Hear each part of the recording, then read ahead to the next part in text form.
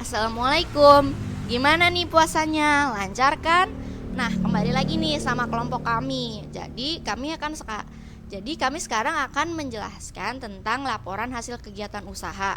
Sebelum kami menjelaskan laporan hasil kegiatan usaha, izinkan saya untuk memperkenalkan diri saya dan anggota kelompoknya. Nama saya Audia Azahra Selsilia, absen 5. Yang kedua adalah Manda Putri, absen 15. Yang ketiga ada Rafa Aulia Suraya, absen 24. Dan yang terakhir ada Theodora Andrea, absen 33. Mari kita mulai. Nah, yang pertama ini asal-usul dari makanan yang kita pilih. Makanan yang kita pilih ini adalah churros. Churros adalah sejenis makanan ringan yang berasal dari negeri Matador, yaitu dari Spanyol. Kue ini memiliki bahan utama yaitu dari tepung terigu dan dibentuk sedemikian rupa sehingga membentuk memanjang. Biasanya dibentuknya ini menggunakan cetakan. Yang kedua, kenapa sih kita pilih churros ini sebagai makanan untuk yang kita membuat usaha?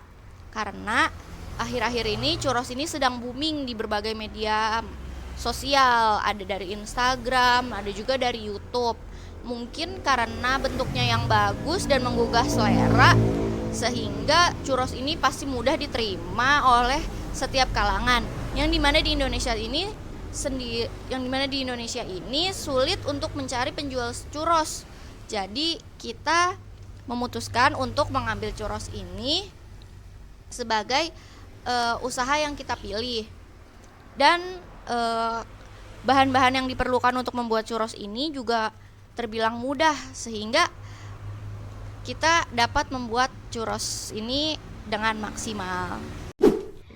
Alat dan bahan yang kita gunakan yang pertama adalah 100 gram tepung terigu, 1-2 butir telur kocok lepas, 3 sendok makan gula, minyak goreng secukupnya, 1 sendok teh vanila ekstrak, 100 ml air, 25 gram mentega, wajan, mixer, mangkuk, spatula, dan piping bag.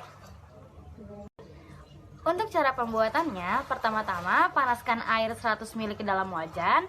Lalu setelah mendidih, masukkan mentega ke dalam wajan. Setelah mentega meleleh, masukkan terigu, kemudian aduk sampai menyatu membentuk adonan.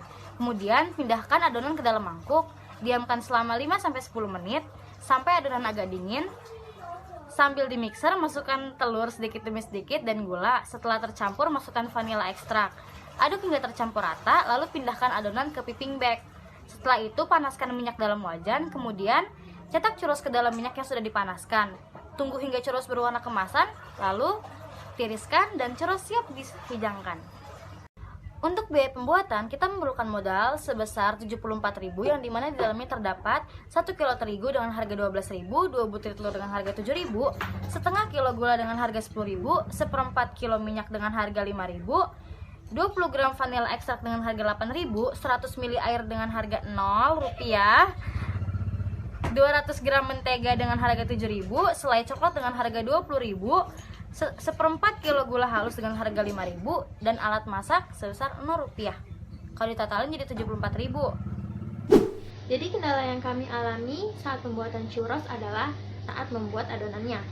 Nah, apabila adonan yang dibuat terlalu cair, maka tidak akan menghasilkan bentuk churros. Dan sebaliknya, apabila adonan yang dibuat terlalu kental, maka menghasilkan tekstur yang menjadi keras. Lalu solusi untuk masalah yang kami hadapi adalah dengan lebih giat lagi dalam pembuatan churros. Lalu juga lebih banyak mempelajari dari referensi-referensi, baik dari buku maupun dari internet. Lalu kemudian media promosi yang kami gunakan adalah YouTube dan Instagram.